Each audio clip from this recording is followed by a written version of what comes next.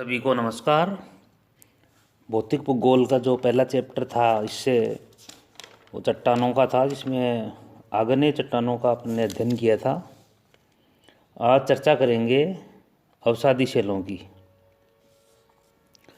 अवसादी चट्टानों का निर्माण अवसादों के समूहन के फलस्वरूप होता है। और जो अवसादी चट्टानों को सेडिमेंट्री रॉक्स बोलते हैं। ये लैटिन भाषा के सेडिमेंटम से बना हुआ है, जिसका अर्थ होता है नीचे बैठना, सिटिंग डाउन। वास्तव में चट्टान चूर्ण के एकत्र होकर नीचे जमा होते रहने को ही अवसादी शैलों का निर्माण होता है। अवसादी शैल को परतदार चट्टान कहते हैं, क्योंकि इसमें विभिन्न अवसादों की जो परत पाई जाती है, इस कारण से इसको परतदार चट्टान भी बोलते हैं। और अपक्षय अपर्दन की क्रियाओं का इसमें रोल रहता है, जिस कारण से चट्टानें को टूट फूट होने से मलबा स्थलीय भाग अथवा जलीय भागों में जमा हो जाता है और एक तह के बाद दूसरी तह का जमाव होता रहता है, जिस कारण से उसका भार बढ़ जाता है और बढ़ते भार के कारण विभिन्न परतें संगठित होने लगती है और अंत में परतदार शैल की एक रचना पूर्ण हो जाती है। तो अवसादी शैलों में के निर्माण में जल के अवसाद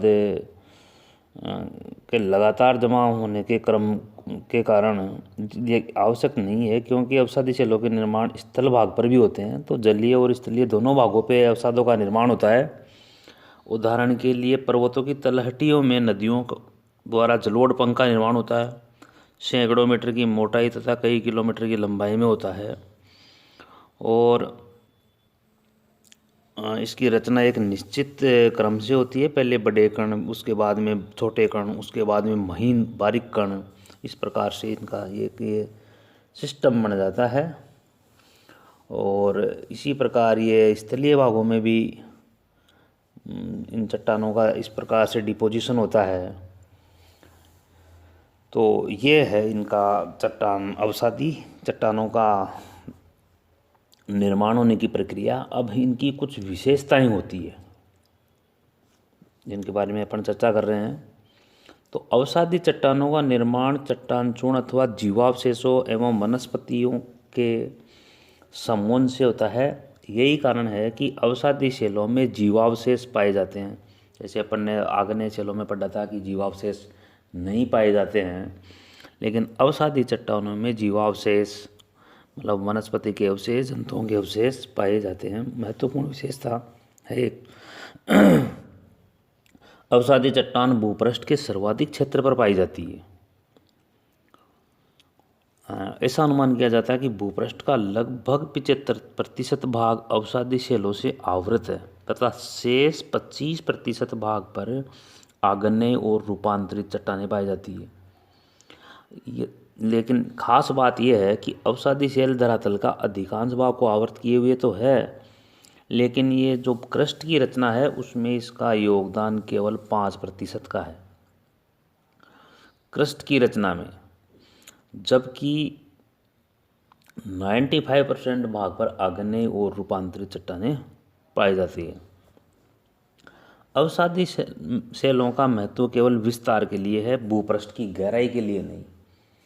तात्पर्य यह है कि अवसादी जो शैल है वो परतदार रूप में स्थलीय भाग के ऊपर पाई जाती है, या यूँ कहें कि स्थलीय अथवा जलीय भाग के ऊपर पाई जाती है, जबकि नीचे की तह वर्टिकल जो लेयर है तो उसमें वर्टिकली नीचे गहराई में अवसादी कायांतरित और आग्नेय चट्टानें ही पाई जाती है। अगला है, अवसादी शैलों में परतें पाई जाती है, परंतु यह शैल रवेदार नहीं होती। चौथी विशेषता अवसादी चट्टानों की यह है कि अवसादी शैल के बड़े बड़े स्थल रूप जैसे बैथोलिथ, लेकोलिथ पाए जाते थे आग्नेय शैल में, इस प्रकार अवसादी शैलों में नहीं पाए जाते। अगला है, अवसादी शैल संगठित हो सकती है तथा संगठित असंगठित भी दोनों है इसमें।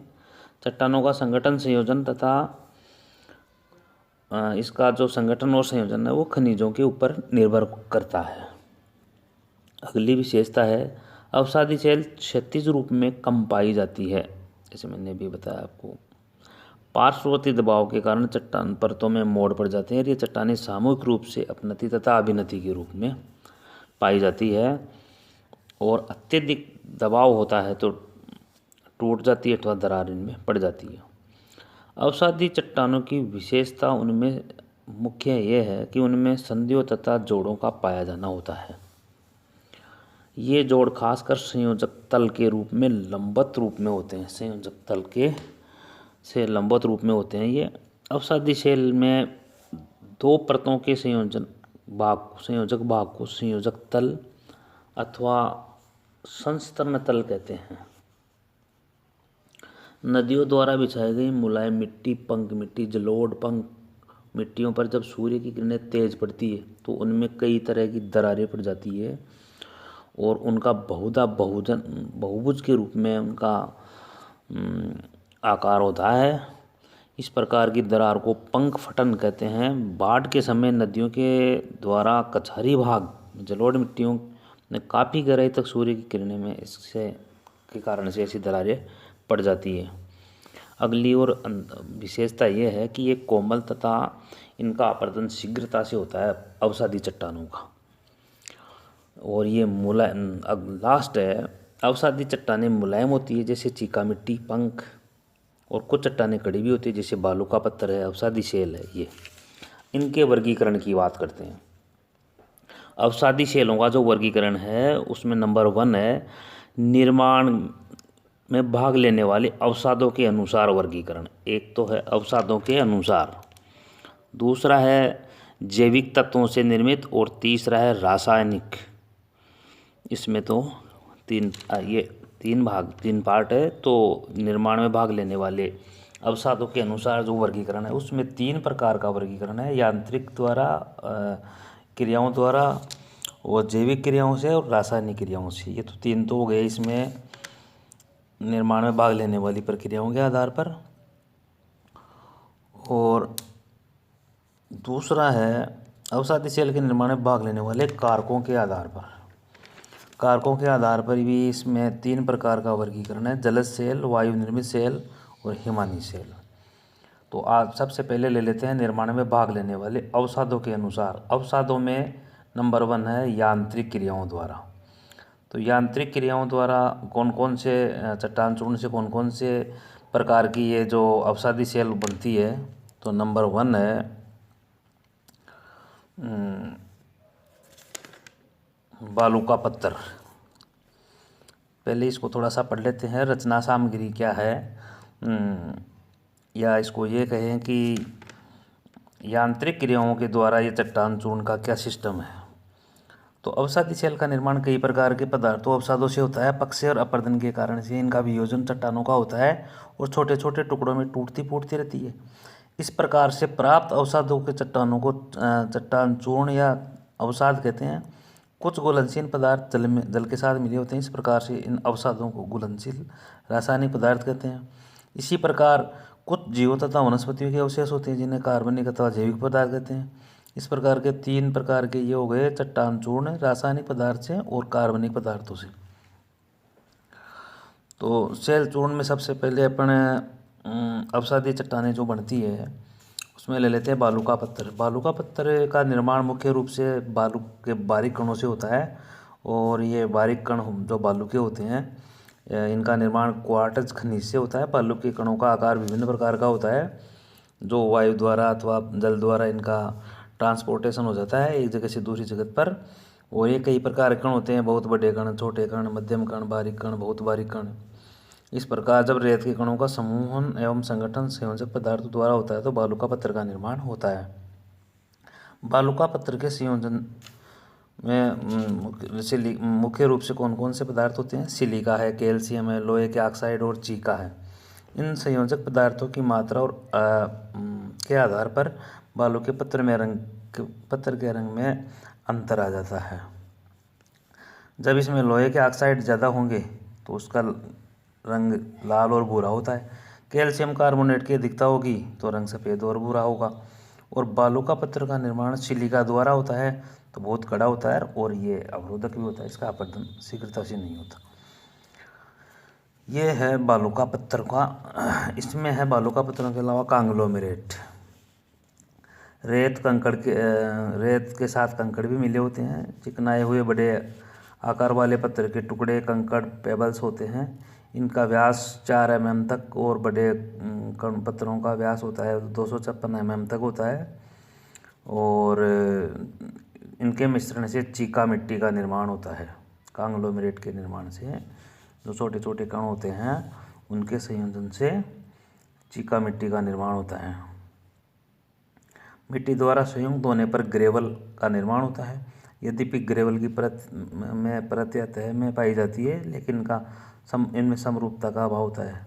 कणों का संगठन क्वार्ट्ज खनिज द्वारा होता है तो ग्रेवल का रूप कांग्लोमेरेट में बदल जाता है।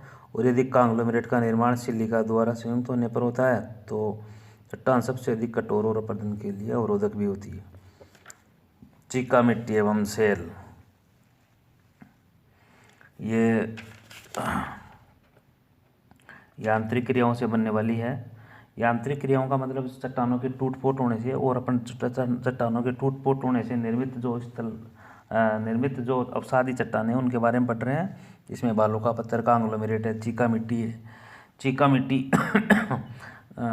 चट्टान के चूर्ण के निक्षेपण से होता है और चीका सेल का निर्माण होता है। सेल का निर्माण सागर, झील तो बाढ़ के समय नदियों के किनारे पर होता है।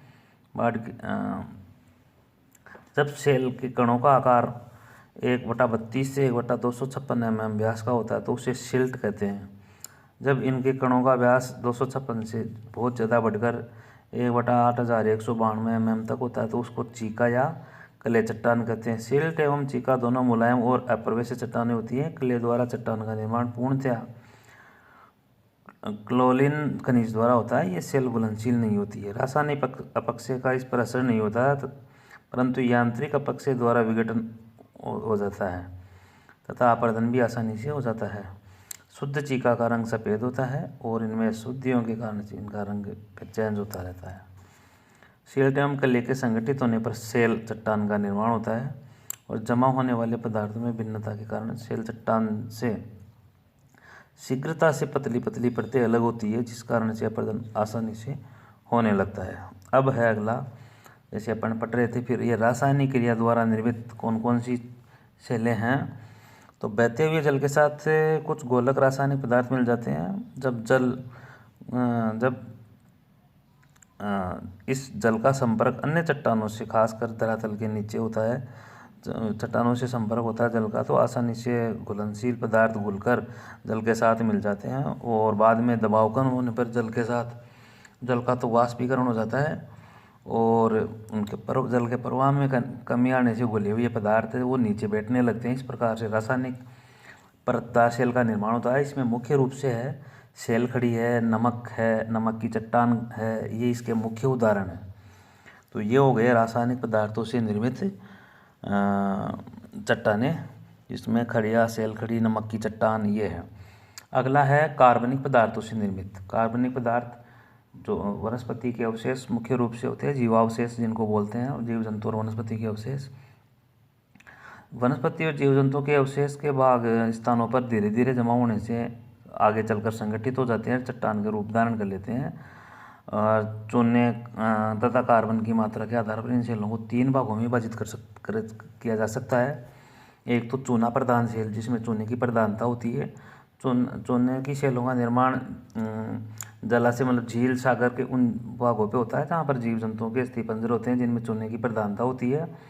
और इन चूने की प्रधानता के कारण क्या होता है कि रासायनिक अपक्षय के कारण जब जल का संपर्क कार्बन डाइऑक्साइड से होता है तो उसमें कैल्शियम अलग होकर कैल्शियम का बाइकार्बोनेट बन जाते हैं तथा घोल के रूप में नदियों द्वारा सागर में ले जाया जाता है।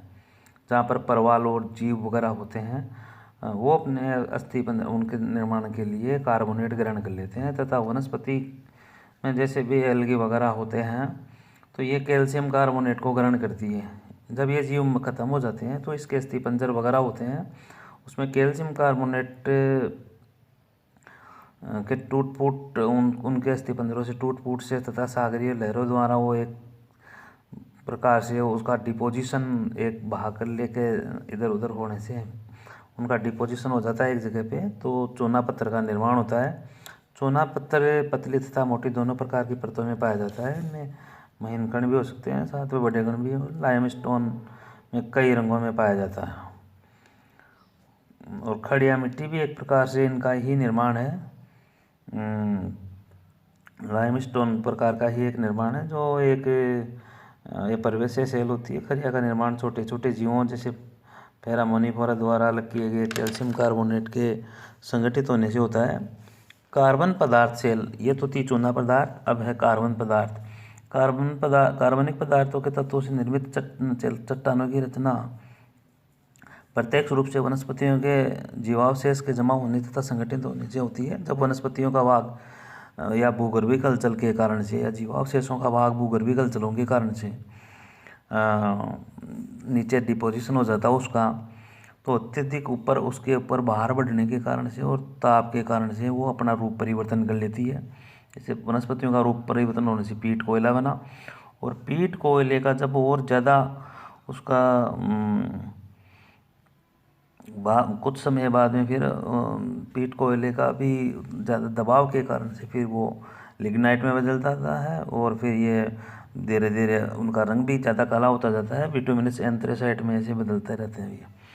अगला है सिलिका प्रधान सेल। जब चट्टान में सिलिका की मात्रा अधिक होती है तो उसको सिलिका प्रधान बोलते हैं। इनका निर्माण रेडियोलेरी और एवं स्पंज जीवों तथा डायटम पौधों के अवशिष्ट भाग के संगठन से होता है। और मुख्य रूप से गैसराइट का जमाव गैसर के आसपास हुआ था। ये गैसराइट इसका प्रमुख एग्जाम्पल है। निर्माण में भाग लेने वाले कारकों एवं जमाव के स्थान के आधार पर जलीय तथा जल निर्मित सेल, जब नदियों द्वारा तलछट एक जगह से बहाकर किनारे पर झीलों अथवा सागरीय भागों में जमा कर दिए जाते हैं, तो उनका निर्माण